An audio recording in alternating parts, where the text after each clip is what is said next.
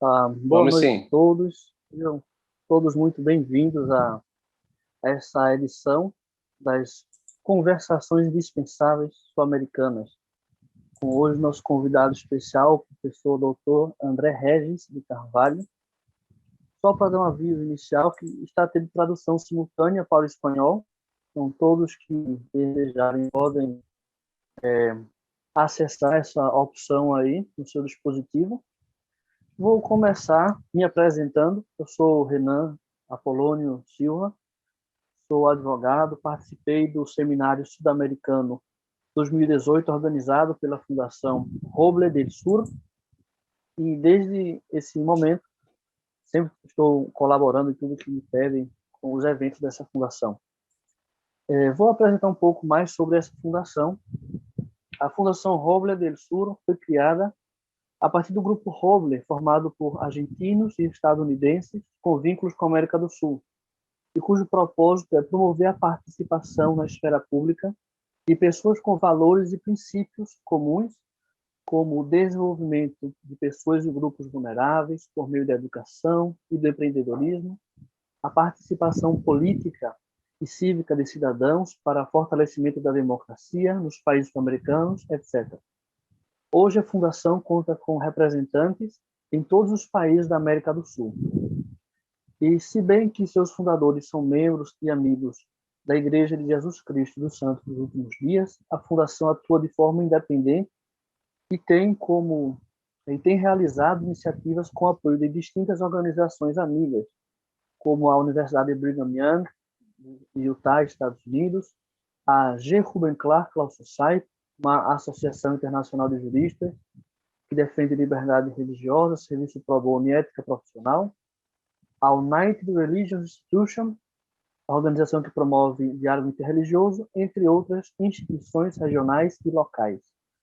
Algumas dessas ações incluem seminários internacionais para jovens acadêmicos e profissionais, encontros de diálogo interreligioso, cursos de empreendedorismo, palestras e debates sobre temas socialmente relevantes, como educação e saúde pública, direito à vida, migração, combate à discriminação, entre outras. E hoje, nessa edição, temos um tema especial que é a educação. Né?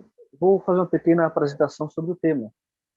Quais são os desafios para a educação na América do Sul, depois de um ano de pandemia do Covid-19?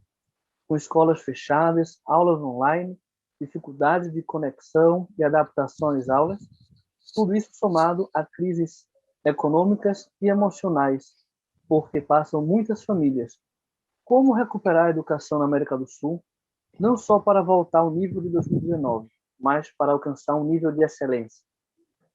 Para nos ajudar nesse debate, a compreender essas questões, temos hoje o professor André Regis de Carvalho. Vou fazer uma breve apresentação sobre ele.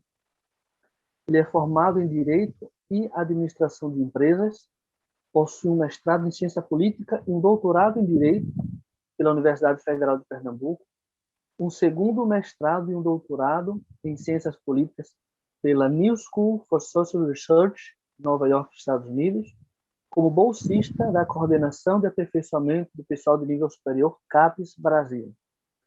Atualmente trabalha como professor adjunto da Universidade Federal de Pernambuco, nos cursos de Direito e Administração, desde 2010, tem ensinado em outras universidades. Anteriormente, serviu como membro do Conselho Federal da Ordem dos Advogados do Brasil e como diretor nacional do Instituto Teotônio Vilela, a fundação do Partido da Social Democracia Brasileira, e como presidente desse instituto no estado de Pernambuco. Atuou também como vereador da cidade do Recife, capital do estado de Pernambuco, por 2 mandatos. No exercício desse cargo, serviu como presidente da Comissão de Educação, Cultura, Turismo e Esporte, além de encabeçar um projeto, em conjunto com sua equipe, de visitar todas as escolas da prefeitura para inspecionar as condições físicas e administrativas de cada escola. E como resultado desse esforço, mais de 1.500 inspeções e mais de 2.000 requerimentos à prefeitura, foi publicado o livro Educação Pública no Recife, a tragédia que rouba nosso futuro, com os dados obtidos ao longo de seus 8 anos de serviço na Câmara Municipal. Professor André Regis, antes de passar o tempo, quero dizer que, ao final da apresentação do professor, vai haver um tempo para perguntas, então os interessados podem escrever no chat suas perguntas. Coloquem o país de onde vocês são, para que a gente possa apresentá-los adequadamente. E eu vou chamando um por um dos participantes que desejem perguntar, logo depois da apresentação do professor. Professor André Regis, seu tempo.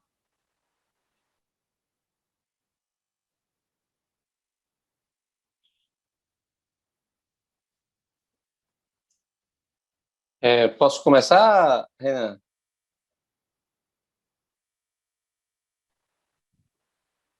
Renan. Sim, pode começar.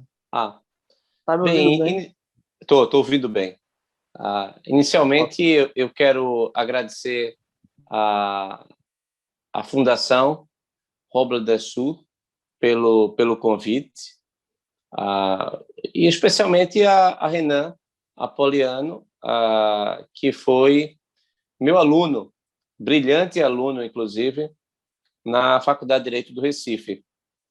A Renan se notabilizou entre meus alunos, acompanhava também os nossos cursos na área de ciência política, então, para mim, é sempre um privilégio acompanhá-lo também nas suas andanças, sempre levando boas reflexões, trabalho. Então, para mim é um privilégio, um prazer ter atendido ao seu convite. Eu vou... não vai ser uma palestra, não vai ser uma conferência, vai ser uma conversa, porque o cartaz que foi feito foi nessa linha. Conversa sul-americana, indispensável, né? O que é que seria indispensável? E aí, na área de educação.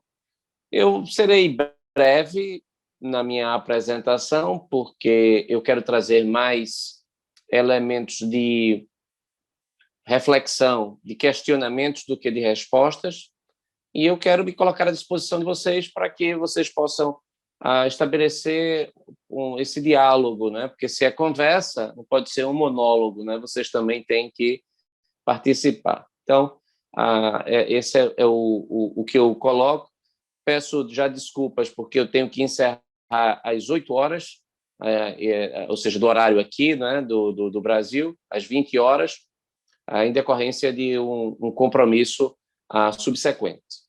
Então, já deixo minhas desculpas de não poder continuar muito além, embora já me coloque à disposição para que a gente possa conversar também em outras oportunidades.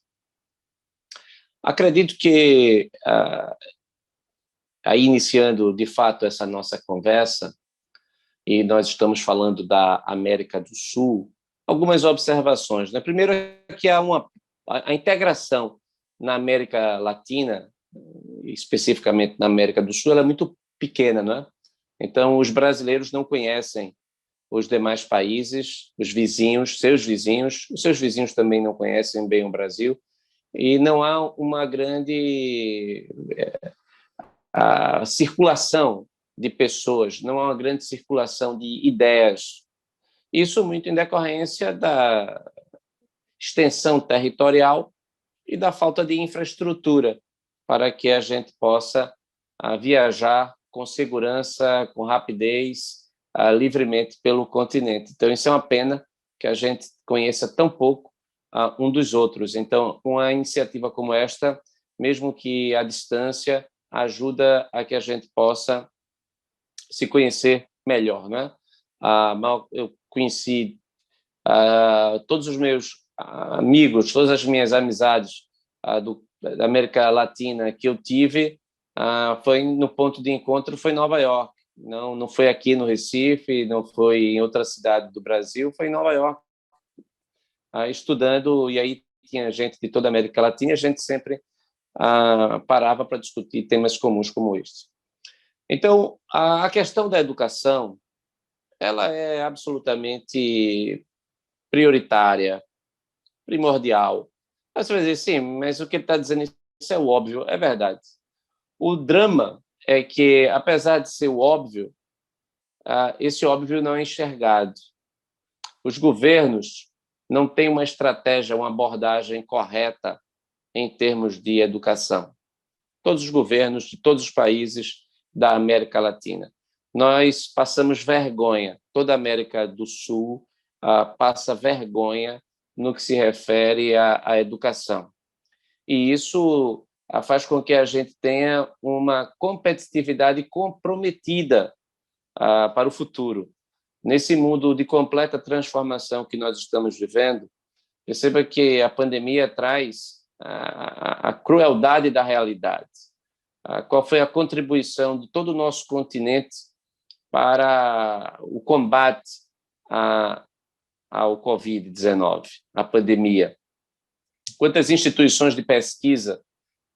No Brasil, tivemos apenas a sorte do Instituto Butantan em São Paulo e da Fiocruz, que é uma instituição no Rio de Janeiro, que tinham experiência em vacinas e conseguiram joint venture com a AstraZeneca, Inglaterra e Suécia, e com a China, então, que produz a vacina Coronavac. Então, ou seja, nós estamos utilizando, ainda bem que nós temos uma estrutura, mas o know-how de fabricação da tecnologia toda não é nosso. Ou seja, estamos atrasados nisso. E isso reflete uma ciência que também não é vocacionada para a resolução de problemas práticos. Quando a gente... E aí você vai dizer, mas será verdade mesmo que ele está dizendo isso? Será que nós somos um desastre? Veja, até 20 anos, até 15 anos, se alguém dissesse isso, poderia ser contestado. Não, não é verdade. Em outros lugares a situação é pior.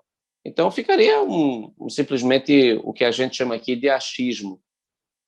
Há mais ou menos 15 anos, a OCDE tem um teste chamado PISA, Program for International Student Assessment, que verifica a condição de estudo aos 15 anos de estudantes de várias partes do mundo, e vários países da América do Sul participam.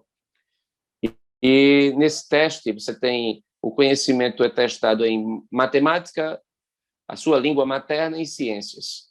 O fato é que a gente, quando comparado com a média da OCDE, nós estamos lá atrás.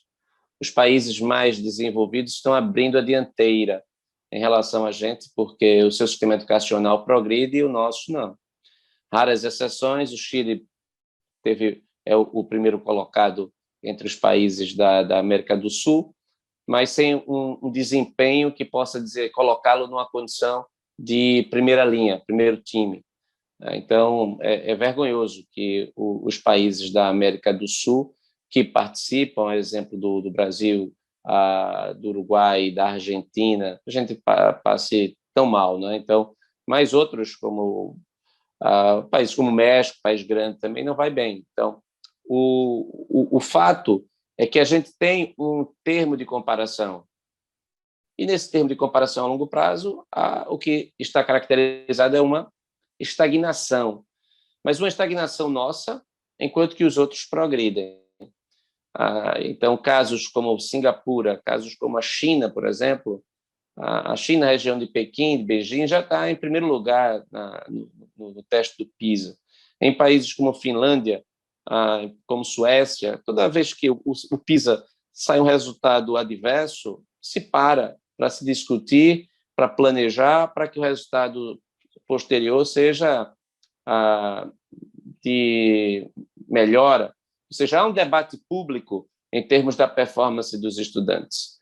Eu posso dizer com certeza aqui no Brasil, não sei a realidade dos seus países, mas eu presumo que seja idêntica, sai o resultado do PISA, isso não é matéria. Se alguém levantar essa discussão, vai ficar sem nenhum tipo de rebate, porque não é o tema, exceto para os especialistas. E aqui no Brasil também nós temos um índice que é um índice local, que é semelhante ao PISA, que é o IDEB, que também reflete que nos últimos 15 anos a educação no Brasil ela está estagnada. Ou seja, enquanto o mundo progride, a gente fica para trás. Então, o desafio já que essa é a grande pergunta, o desafio é fazer com que a sociedade acorde para o óbvio, que os governos acordem para o óbvio. No futuro, a riqueza ela vai vir toda do intelecto. Então, quem não tem uma base intelectual sólida vai ficar para trás.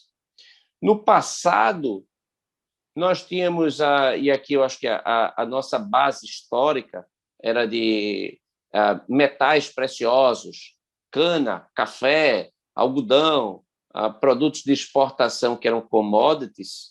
Isso fazia com que você esperasse ter a sorte de descobrir alguma coisa no seu território, e territórios grandes como os dos países da América do Sul, para que você entrasse no clube dos países ricos.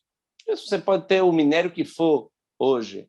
Em breve não valerá de nada. Petróleo é uma commodity que a cada dia perde valor. Daqui a pouco não vai valer nada. Então, o que é que vai valer? O intelecto. E como é que nós estamos nesse campo? Mal. Então, o desafio é fazer com que, olha, o que é que todos os países fizeram para dar certo? Você pode pegar países da Ásia ou países da Europa ou da América do Norte. E se você for olhar países distintos, como Canadá, como Finlândia, Suécia, Japão, Itália, ou seja lá o qual for, os Estados Unidos, o que é que todos esses países, Israel, o que é que todos esses países fizeram em comum para que eles chegassem a um patamar de desenvolvimento e de prosperidade econômica, de civilidade, padrão de civilidade, de segurança? Você vai dizer, uns países são parlamentaristas, outros são presidencialistas, adotam um sistema de lista aberta ou de lista fechada, ou de modo distrital, ou uns são democracias, outros são até ditaduras, como o caso de Singapura, por exemplo, a China. E os que atingiram um patamar de desenvolvimento não foi por conta do sistema político, não foi por conta de uma riqueza mineral que a gente pode encontrar em comum a todos eles, é que todos eles têm um sistema educacional que privilegia a criança na primeira infância. Esse aqui é a grande sacada. Todo esforço de países como os nossos países deveria ser concentrado na primeira infância. Se você salvar a primeira infância, a criança na infância, protegê-la, o peruano, ou o brasileiro, ou o mexicano, ou o chileno vai ser capaz de fazer tudo que os suecos fazem, ou os holandeses fazem. Por que não? Pode ser até mais criatividade, diversidade, a gente poderia dar um banho. Mas isso não é o que acontece. A lógica aqui ainda é de se esperar que se vá para uma universidade pública, e aí, para tentar resolver problemas, não se resolvem tão facilmente. Aqui no Brasil, como a educação é muito ruim, e só quem entrava na escola pública de qualidade, que é no ensino superior, que é a universidade pública, que é a Universidade Federal, eu ensino na Universidade Federal. Então, para entrar na Universidade Federal, que é a melhor universidade, somente aqueles que... somente não, mas era praticamente o acesso era garantido para quem tivesse uma escola privada, feito o estudo colegial numa escola privada. Eu disse, não, vamos acabar com isso. Então, ao invés de melhorar a qualidade da escola pública, vamos acabar com isso como? Estabelecendo cotas. Não se resolve dessa forma. Você chega na universidade sem a bagagem, sem a formação adequada, e chegou porque teve um handicap, ou seja, uma ajuda para poder entrar. Não acredito que essa seja a política mais inteligente. O Brasil gasta muito mais com o ensino superior do que gasta com o ensino básico.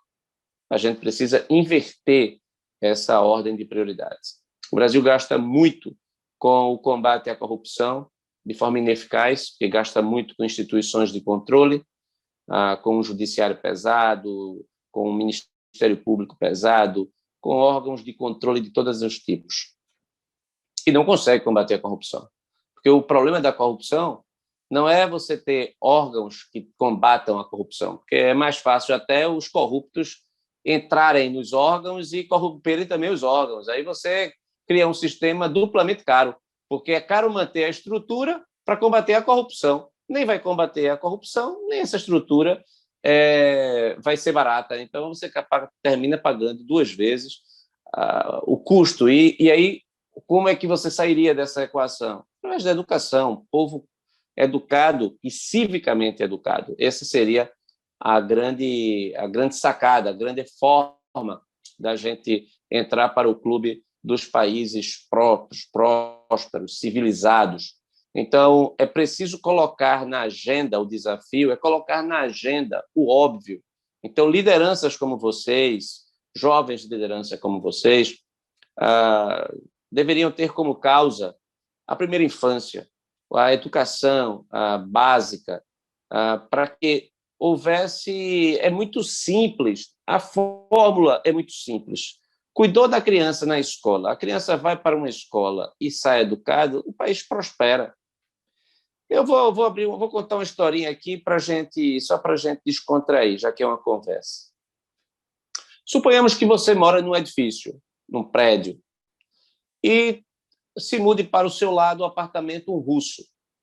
O russo ele não fala espanhol, ou ele não fala português. Toda tarde, 5 horas, ele bate na sua porta, você abre, ele entra e começa a conversar com você em russo.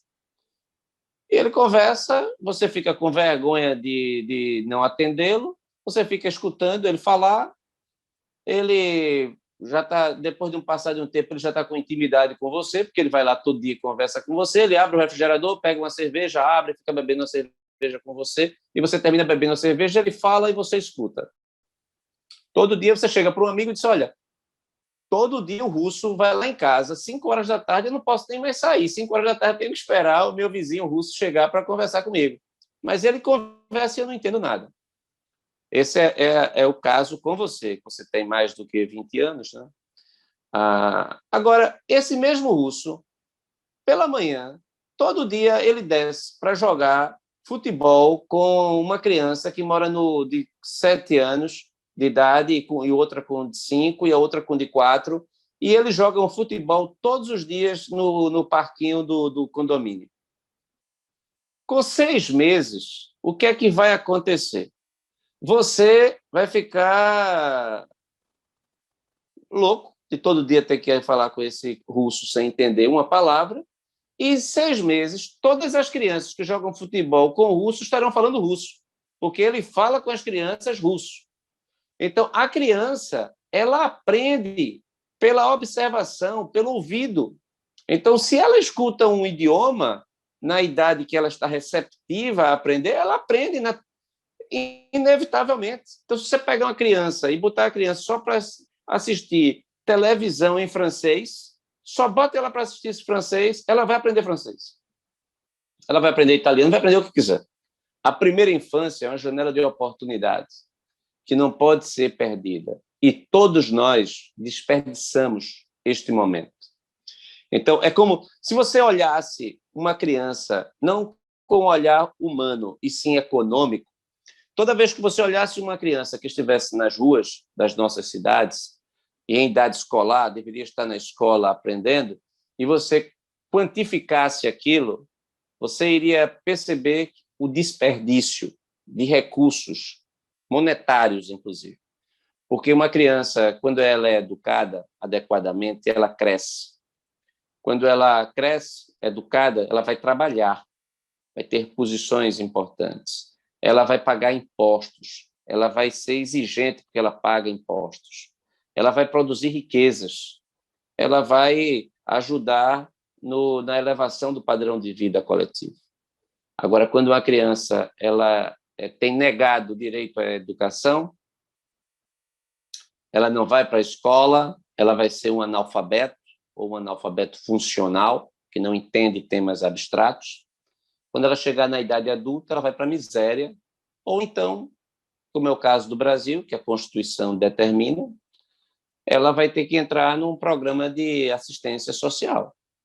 Então, ela vai receber um dinheiro do governo para poder viver, para comprar comida, para comprar alguma coisa, para viver, para subsistir. E quem é que vai pagar a conta? porque alguém vai ter que pagar a conta. Aí quem vai trabalhar, quem estudou, que vai trabalhar, vai ter que pagar a conta para o Estado, para si e para quem não estudou. A conta vai ficar pesada, porque são poucos o que tem esse acesso e uma multidão aqueles que tiveram a educação negada. Então, essa é a nossa tragédia. Eu acompanho o debate político no Brasil há muitos anos e é absolutamente inacreditável como nós perdemos tempo com futilidades, como nós perdemos tempo com o que é irrelevante, como a mediocridade ela domina os noticiários. Enquanto isso, o país continua perdendo posições. O Brasil era muito mais importante, relativamente, há 30 anos do que ele é hoje. E a tendência é ele perder posições. A única coisa que vai muito bem no Brasil é o setor da agricultura. E vai muito bem o agrobusiness, porque o Brasil conseguiu investir muito em ciência para o campo, para o agronegócio. Nós temos uma empresa que é referência internacional, que é a Embrapa. O caso da Embrapa demonstra que, se deu certo na agricultura, dá certo em qualquer outra. Mas, para isso, a gente precisa produzir ciências. A nossa universidade ela não pode continuar perdendo tempo com um debate ideológico rasteiro que simplesmente tira, inclusive, todo o entusiasmo dos estudantes. O debate no Brasil, a academia e o debate público no Brasil são relativos a temas do século XX. Não entramos ainda no século XXI. Eu não sei como é nos países de vocês, mas é como se o mundo estivesse vivendo numa realidade e a discussão fosse para trás. Olhar para o céu, ver as estrelas, o céu não, aquelas estrelas já representam o passado, e aí você ficar discutindo o posicionamento das estrelas que não estão mais lá. Então, essa é uma tragédia que, ou seja, a falta do reconhecimento do que é o óbvio, do que todos os países que prosperaram fizeram. Se o Brasil tivesse feito, em 1950, Brasil e Coreia do Sul tinham o mesmo padrão de desenvolvimento. Ambos eram subdesenvolvidos. O Brasil progrediu muito de 1950 para cá, mas a Suécia progrediu infinitamente mais. A Suécia não, a Coreia do Sul, porque investiu mais em educação. Se nós tivéssemos a produtividade do sul-coreano hoje, nós seríamos a segunda maior economia do mundo. Não somos. Mas por quê? Porque eles fizeram o dever de casa e nós não. Então, a escola continuou sendo aqui algo inacessível para a maior parte das nossas crianças durante, basicamente, até a década de 90 do século passado, 97, é que a gente conseguiu a universalização do acesso à escola para todos.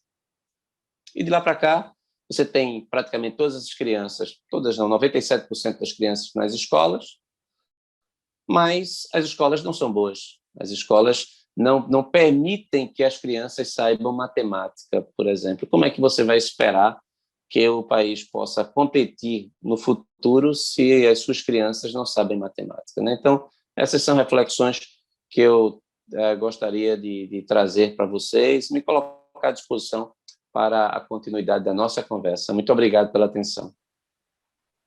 Obrigado, professor, por suas palavras. É excelente ouvir tudo isso. E nós temos aqui pessoas, só para comentar, né? Temos aqui pessoas que estão assistindo da Argentina, do Chile, Colômbia, Uruguai, Equador, Bolívia e, claro, do Brasil, né? Queria ouvir também se alguém tem alguma opinião que compartilha sobre esses países. Mas eu ia fazer uma pergunta, professor. Quem seriam os atores da sociedade que poderiam ajudar mais a mudar esse cenário? Ou seja, o problema da educação está mais na formação do professor, na infraestrutura das escolas, no financiamento público à educação? Qual seria a raiz desse problema? Excelente pergunta. Bem, em primeiro lugar, deveria ser os políticos, né? O futuro ele é ditado pela política.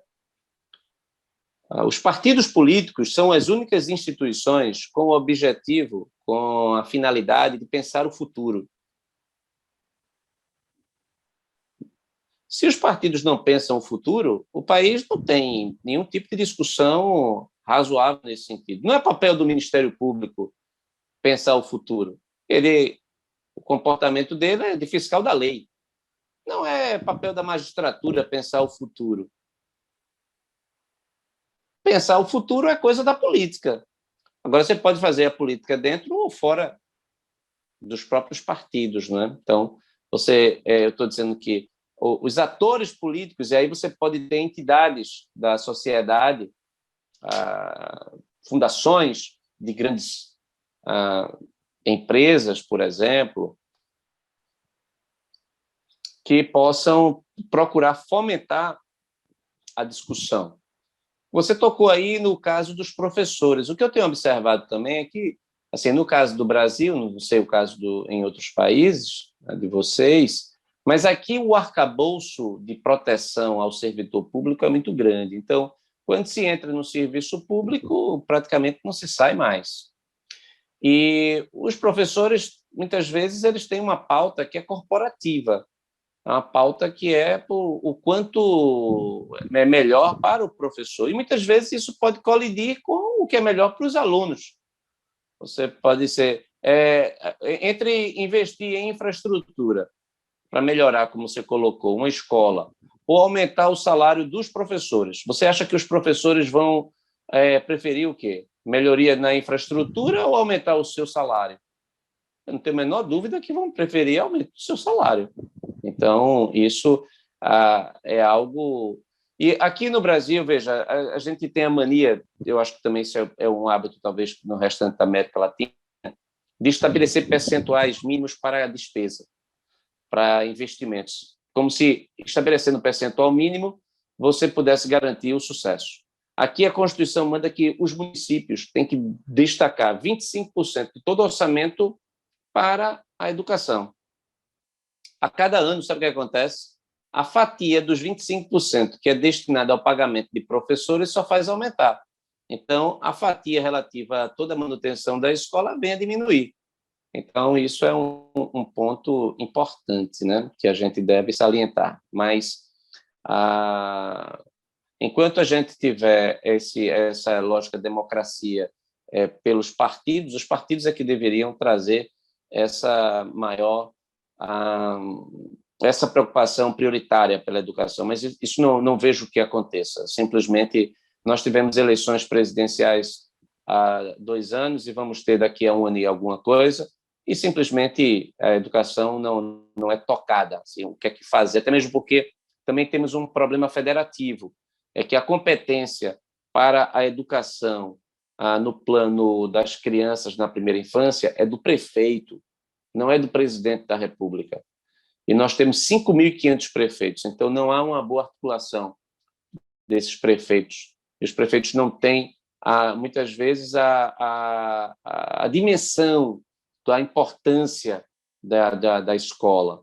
Então, lamentavelmente, também, quando você coloca os 25% obrigatórios para a educação, você também traz para o universo da educação 25% da corrupção. Então, a corrupção vai também invadir a área da educação, o que é extremamente nocivo, né? Então, em regra, não se coloca para a Secretaria de Educação um especialista em educação. Se coloca para a Secretaria de Educação alguém que tem respaldo político aí para, muitas vezes, desviar recursos. Entendi, obrigado, professor. Tem uma pergunta aqui do Gabriel Saez, da Argentina. Ele é diretor executivo da Fundação e tem uma pergunta para você. Gabriel, pode Pois fazer não. essa pergunta.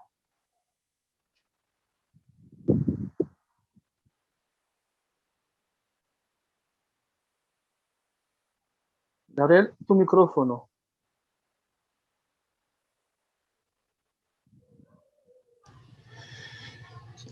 ¿Ahora? Sí. Muchas Podemos gracias, ouvir. disculpas, profesor. Muchas gracias por acompañarnos. No sé si alguien le está traduciendo, el profesor seguramente puede entender en cualquier caso, pero le quería no solo agradecer que nos acompañara, sino quería darle un poquito de marco sobre esta iniciativa para después derivar en una pregunta concreta. Hace 6 años, cuando nuestro grupo se conformó, entonces como grupo, tuvimos un primer encuentro a comienzos de 2015 y el tema del encuentro fue educación para la transformación. Y tuvimos 2 referentes políticos que estaban trabajando en diferentes espacios, pero sobre el tema de la educación. Y como anécdota, como recuerdo, estaba pensando que nos sorprendió a todos el caso de, que ahora es mucho más conocido, de Finlandia, pero lo que más nos había sorprendido no era los logros solamente, sino la mirada que tenía Finlandia sobre su propia situación 10 años o como mucho 12 años antes. Entonces, lo sorprendente fue la velocidad con la que el cambio radical aconteció. Claro que Finlandia es un país muy distinto a cualquiera de nuestros países, y si tiene alguna similitud puede ser en tamaño con algunos, pero no con nuestra complejidad social y tampoco con nuestra diversidad y vitalidad. Pero la primera reflexión es esto, ¿no? Algunos países que usted tomó como referencia realizaron ese cambio a una velocidad que a veces nosotros no nos imaginamos, no nos atrevemos a imaginar posible. Ese es un comentario histórico de nuestro grupo, un comentario a futuro. Es posible que antes de fin de año hagamos una actividad en la ciudad de Recife con un grupo de jóvenes relacionados con nuestra fundación y nos gustaría que de alguna manera tenga un contacto con usted si fuera posible. Será Bueno, um prazer. eso fue toda la introducción. Ahora mi pregunta. Tengo el privilegio de tener algunos buenos amigos de Brasil que como usted comparten no solo el amor por la educación, la docencia y el conocimiento, sino también la actividad política directa. Uno de ellos estudió en la New School, es el sociólogo, no sé si usted lo conoce, a José Sousa, trabajó mucho sobre temas de la así llamada ralé, y otro es el profesor, fue ministro en un par de ocasiones, Roberto Mangabeira Unger, y hay otros que son más jóvenes. Pero lo que me llama la atención de este tipo de perfil de persona, que para salir de la academia a la acción política, tienen que tener una cuota muy grande de esperanza sobre la posibilidad del cambio. La academia, el conocimiento y el análisis le permite tener una visión realista de la realidad, pero su esperanza lo impulsan a la acción. Y es una pregunta que he hecho varias veces en estos ámbitos, es ¿en qué radica para usted la esperanza en el futuro de Brasil, del norte de Brasil, de Sudamérica o del contexto que usted quiera delimitar? Gabriel, muito obrigado pela pergunta. A primeira parte, em relação à Finlândia, eu até fiz uma visita à Finlândia para conhecer de perto, para sentir, para entrar lá e sentir o que é a escola finlandesa. E uma coisa interessante que eles me contaram lá é que a primeira edição do resultado do PISA, a Finlândia ficou em primeiro lugar. Sendo que eles, de repente, eles não sabiam que tinham a melhor educação do mundo e ficaram sabendo. Poxa, olha, fizeram um teste e nós temos a melhor educação do mundo. Então, isso, para eles, foi uma grande surpresa e que gerou a necessidade de manter uma posição de liderança, né? Um país muito pequeno. Mas o que eu vi lá, Gabriel, interessante é que não tinha nada de mais. Não era a questão tecnológica, era tudo muito tradicional nas escolas. A ênfase era na excelência do corpo docente, dos professores. Então, os professores são de primeira qualidade. Eu também estive até na mesma época, eu estive em Miami-Dade, na Flórida, nos Estados Unidos. E aí eu vi um outro modelo, um modelo que era muito concentrado em tecnologia, em ferramentas de web, de ter computador, de tudo. Não é um nem o outro. Qualquer um dos dois pode funcionar, desde que você tenha o treinamento adequado. A educação ela pode ser modulada de acordo com as características de cada país. Isso portanto, o caso finlandês ou o caso por exemplo, da Flórida, em Broward, ou em Miami-Dade, onde tem boas escolas, demonstra isso. Na questão do futuro, e você falou aí da esperança, você mexeu muito aí comigo nessa questão, porque eu sou professor, mas eu também sou um político. Eu disputei mandatos, eu ganhei eleições, ganhei 2 eleições para vereador do Recife, disputei uma vaga no Congresso Nacional, fiquei na suplência para o Congresso, não fui eleito, mas agora em 2020 tivemos eleição novamente para a Câmara do Recife, e eu simplesmente decidi não disputar. Decidi não disputar porque eu sentia que meu papel lá já tinha sido cumprido e que eu simplesmente não acreditava mais no que estava acontecendo e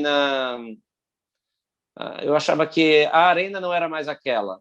Eu deveria procurar outros espaços para também fazer política e sair de uma zona de conforto, disputar um mandato, mas eu confesso que é muito difícil você ter esperança de futuro quando você está conectado com o que está acontecendo no mundo. Porque as profissões estão desaparecendo, o mundo está em completa transformação e nunca foi tão fácil adquirir conhecimento. Nunca foi tão fácil você aprender qualquer idioma, nunca foi tão fácil você aprender cultura, você ter cultura. Mas nunca foi tão difícil fazer com que as pessoas entendessem que o caminho é a educação, que o caminho é uma formação densa. A mediocridade parece que do WhatsApp, a limitação da informação instantânea e tudo muito fragmentado, tem tirado, inclusive, muita capacidade de reflexão. Então, eu lamentavelmente, eu não tenho hoje nenhum motivo para ter a esperança que seja uma esperança infantil, vamos colocar assim, ingênua, melhor colocando até, ingênua, de que no futuro vai dar tudo certo para a gente. Se nós não alterarmos o curso da realidade, o futuro vai ser muito ruim para a gente. Além do mais, vai haver fuga do nosso intelecto. A Europa vai precisar de gente, o Canadá precisa de gente, e vai tirar gente nossa, de qualidade. Então, o Canadá todo dia vai atrás de pessoas como vocês, para que você saia da Argentina, ou do Uruguai, ou do Brasil, ou da Colômbia, e vá morar lá e se mude. Você está preparado, você tem saúde, você tem educação, vá para lá, para o Canadá, eles abrem as portas. Então, a gente corre o risco, inclusive, de perder cérebros, né? Então, é preciso, do ponto de vista da esperança, como você coloca, eu tenho todos os motivos hoje para não ser muito... Aí você vai dizer, poxa, que cara pessimista, que a pessoa tão pessimista. Eu estou sendo realista aqui. Eu acredito que a gente tem que interferir na realidade. Agora, o dia que acontecer essa decisão fundamental de investir na educação, na primeira infância, nós precisamos somente de 17 para 20 anos para uma transformação radical. É muito tempo? Não é muito tempo. É pouquíssimo tempo. Agora é uma eternidade se você não toma a decisão agora. Então, 20 anos pode durar um milênio. E é isso que tem acontecido nos nossos países, né? Agora, se uma geração ela for educada plenamente, essa geração educada plenamente, ela vai tomar conta de todas as gerações subsequentes. Essa que é a grande esperança, né, do ponto de vista. Agora, nunca foi tão fácil. E, veja, nós estamos sem custo muito baixíssimo, irrelevante, fazendo esse encontro. Isso é inédito. Imagina quanto custaria há 3 anos, há 4 anos, um encontro com todos nós. Seria uma fortuna, né? Então, esse aqui é um ponto. Mas eu concordo com você. Quem não tem esperança, quem não acredita, não deve ir para a política, porque a política é o espaço de crença, de vontade, de determinação de interferir com a realidade.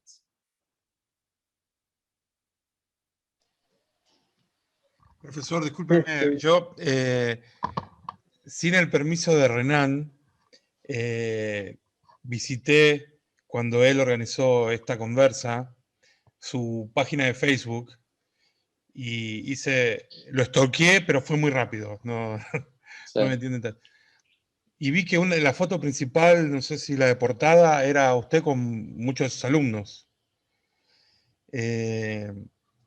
¿Cómo están ellos? ¿Qué dicen? ¿Cómo miran al futuro? Veja, eu procuro não levar essa carga aos alunos, não. Eu procuro incentivar os alunos à participação. Esse é o nosso principal patrimônio. E tenho sentido muita falta dos meus alunos presencialmente, né?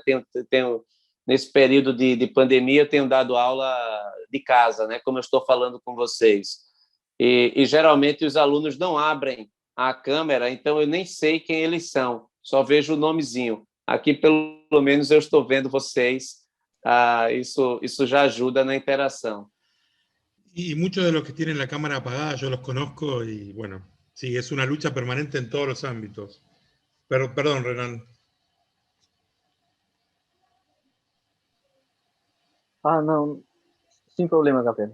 Bem, professor, tem só uma pergunta a mais para a gente encerrar, que foi feita justamente pelo nosso tradutor, Damian. Acho que como ele está como tradutor, não vai conseguir falar aqui, mas eu vou dizer o que ele comentou.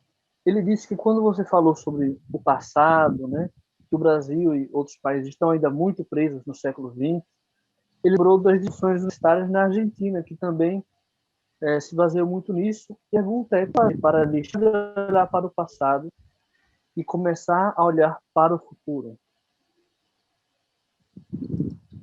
Desculpe, Renan, cortou essa última parte. Você disse essa parte final aí da sua pergunta. Como deixar de olhar para o passado e começar a olhar para o futuro? Bom, essa é uma pergunta excepcional. Isso dá para fazer aí uma boa tese, uma boa discussão. A Argentina é um caso muito triste, né? Assim, eu vejo a Argentina há 100 anos a Argentina era um dos países mais ricos do mundo. Há 100 anos a Argentina era um caso de sucesso que se perdeu pela política. Ou seja, a Argentina se perdeu, que eu digo, a liderança, né? Porque você tinha um dos países mais ricos do mundo deixando de ser. Isso, comparativamente, é um motivo de lamentação. E isso é graves crises, não é, na Argentina. Mas o que eu percebo, não sei se vocês estão também percebendo isso nos países de vocês, no caso específico na Argentina, é que é preciso trazer o jovem para a política. Os jovens não têm o menor interesse na política, justamente pelo que eu disse. O jovem, ele olha para os discursos e ele não se identifica. A discussão é uma discussão que não faz o menor sentido. Então, a política é coisa controlada por pessoas que não têm a visão do futuro, e sim o retrovisor olhando para o passado, e muitas vezes numa perspectiva de tirar vantagens, somente tirar vantagens do aparato estatal, né? Então, é preciso, eu acho que uma contribuição de uma nova forma de participação. E aí eu acredito que a boa notícia, viu, Gabriel? Eu sou a esperança que eu tenho, e aí voltando aí ao caso da esperança, é que a esperança que eu tenho é que as boas notícias não virão da política. As boas notícias virão da ciência. As boas notícias virão do progresso da humanidade através da tecnologia. Então, eu acredito que isso vai fazer com que haja um maior protagonismo em relação a uma visão de futuro do que uma visão de passado. Então, eu vejo que para quebrar esse elemento de olhar para o passado, e nós temos aqui também no caso específico do Brasil, porque essa pergunta foi uma pergunta muito densa, inclusive, bem elaborada, nós temos aqui muitas corporações que sugam o esforço da nação. Nós praticamente produzimos riquezas para manter um arcabouço estatal, as estruturas do Estado. E essas estruturas formadas por corporações dominam o debate. Então, a gente não sai não tem como quebrar isso. Então, lamentavelmente, as nossas escolhas presidenciais, as últimas escolhas, não foram na linha de uma ruptura para o ingresso de uma nova etapa de pensamento de futuro, onde você pudesse trazer a educação, cuidar da educação básica, investir em intelecto, e aí você participar do mundo dessa forma. Eu acho que não é nada fácil, não é uma tarefa fácil. Agora, vocês têm um papel muito importante nesse sentido. Não cair na armadilha. Não cair na armadilha de só discutir o que se coloca para você discutir e que são temas do passado. Você tem sempre que se perguntar, esse é um tema do futuro ou esse é um tema do passado? O Brasil só tem discutido a reforma da Previdência, século XX, reforma tributária, século XX, reforma administrativa, século XX. Toda a nossa discussão aqui importante é o século XX. Ou seja, não há um debate aqui de qualidade no sentido, olha, o que fazer para que o Brasil passe a competir com os suecos, com os alemães, com os chineses, com os americanos, nos setores mais relevantes, ciência de ponta. Esse debate ele não existe. Já existiu no passado. Já existiu no passado a estratégia de que o pensamento do passado era até um pensamento grandioso. Um dia o Brasil vai ser uma potência mundial. Até isso desapareceu. Houve uma conformidade com a posição relativa de posição intermediária, não de liderança. Então, isso eu acho que quem pensa o futuro tem que pensar com liberdade, né? Então, para isso, a liberdade é fundamental. Você tem que libertar as amarras para que você possa pensar além do que é colocado. Ou seja, tem que se libertar um pouco do noticiário que puxa para trás, né? Ok, professor. Muito obrigado pelas suas respostas. Bem, sabendo que você tem o horário, né, para... mas eu tenho, eu tenho um compromisso, mas também fique tranquilo. Tá bem. Mas como eu acho que não tem nenhuma pergunta aqui, deixa eu só conferir no chat. Acho que eram as perguntas que tínhamos. Então, vamos encerrar, né? Agradecendo a todos que estão aqui presentes, de tantos países, né, que nos acompanharam. Agradecendo também as pessoas que nos ajudaram com a parte técnica, Gabriel, Pablo, Eric, nosso tradutor. E, sobretudo, ao nosso professor André Regis, que brilhantou aí com essa palestra, né? E todos os comentários, que, sem querer, querendo, ele nos deu, e um futuro melhor. Muito obrigado, professor. Un abrazo. Renan, mil disculpas por estas interrupciones permanentes, pero yo estaba pensando, interrumpo nuevamente yo tengo el deseo de volver a hablar con el profesor en un futuro y espero que él se considere o comience a considerarse un amigo de este grupo, de la Fundación. Pero también me interesa su mirada sobre el siguiente punto, antes ya lo dejamos. Usted vio, profesor, hay por lo menos una persona de 8 o 9 países de América del Sur, y nosotros, siendo muy pequeños en número y todavía en impacto, tenemos como una de nuestras metas establecer un puente para que, como usted dijo bien, el encuentro entre las dos mitades de Sudamérica no se dé en Nueva York, sino aquí mismo. Parecemos hermanos siameses, juntos pegados por la espalda, pero no reconociéndose mutuamente. Y esto es una pequeñísima escala, pero que puede ser una contribución. ¿Cómo mira la juventud del norte de Brasil a sus pares? ¿Tiene algún registro del resto de los jóvenes de los países, incluso ahí del norte, de Venezuela, más allá de la crisis de los refugiados, de Colombia, puede ser Perú, Ecuador del norte? En el joven brasilero del norte, ¿hay alguna presencia en el imaginario de sus hermanos sudamericanos? ¿O miran a Europa? Da região norte do Brasil, você está falando Amazônia, por exemplo? No, bueno, no, nordeste. Nordeste. Ah, ok, tá certo.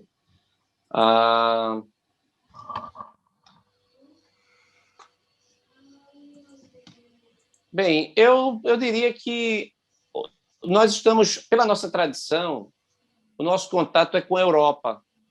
Assim, Lisboa, é o mundo europeu, depois o mundo americano. Eu não vejo uma... É como se nós estivéssemos de costas para o continente americano. Então, o olhar é o olhar para o oceano, não é o olhar para o interior. Então, essa é uma percepção que eu tenho e que até estabelecemos aqui, no melhor momento, há 2 anos, tínhamos voos diretos para Buenos Aires, para Montevidéu. Parecia que a coisa até podia gerar... houve, durante o que se esperava que o Mercosul se transformasse numa realidade e que houvesse uma maior integração, isso também não ocorreu. Então, eu acredito que isso ainda está em aberto a vir a acontecer, embora seja um mandamento da nossa Constituição. Não sei se vocês sabem, mas a nossa Constituição determina a integração. Então, não é algo que possa ser dispensado, né? Então, o Estado brasileiro ele tem como um dos objetivos a integração com todos os povos da América do Sul. Então, isso é uma determinação constitucional, mas acho que ainda está para vir. Quando nós tivermos uma maior infraestrutura, seria muito bom que essa infraestrutura fosse férrea, e você poder fazer como os jovens europeus, que durante o período de férias escolares, bota a mochila atrás, entra no trem e vai conhecer os outros lugares. Então, isso também eu acredito que ainda está para acontecer. Mas eu aproveito, Renan, para agradecer o convite. Estou à disposição de vocês em outras oportunidades. Peço até desculpas se eu fui um pouco pessimista em determinados pontos, mas eu acho que é importante o pessimismo fazer como Charles de Gaulle, dizer que ele era um pessimista propositivo. Ele achava que estava tudo ruim, mas ele fazia tudo para dar certo. Então, essa é uma obrigação nossa. A situação é muito difícil, a gente precisa ter isso em mente. Não cair num discurso fácil. E cada um aqui se transformar num agente de transformação da realidade, defendendo a educação de qualidade, essencialmente na primeira infância. Se isso acontecer, estaremos todos salvos. Muito obrigado, pessoal. Nós que agradecemos. Bem, então, com isso encerramos nesse nosso encontro. Um abraço a todos e até mais. Obrigado. Até mais. Tudo de bom.